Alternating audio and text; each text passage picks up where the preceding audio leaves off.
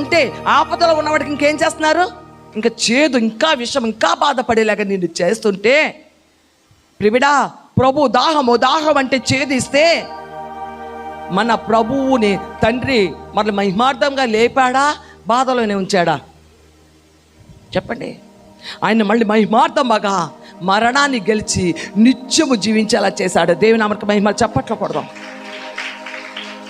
నీవు కూడా ఈరోజు ఇరుకులతో, ఇబ్బందులతో, సమస్యలతో, కష్టాలతో, నాన్న వారి నిందలతో నువ్వు నింద భరిస్తూ ఉండు కూడా ఆ దాహం అంటే నీకు కూడా చేదు ఇస్తూ, చేదు మాటలు పలుకుతూ, చేదు మాటలు పలుకుతమే కాదు నీ గురించి అవమానపరుస్తూ ఇన్ని చేస్తున్నా కానీ దేవుడు నువ్వు ఆలోచన చేయవలసింది, నువ్వు విశ్వసించవలసింది ఏమిటో, ప్రభువా ఇన్ని నువ్వు కూడా పడ్డావు కదా, కానీ నువ్వు ఎలా మరలా తండ్రి నిన్ను ఎలా మహిమపరిచాడో, ఎట్టి రీతిగా నిత్య జీవము నీకు ఇచ్చాడో ప్రభువా, నాకు కూడా అంత గొప్ప మహిమిస్తావు నాయనా.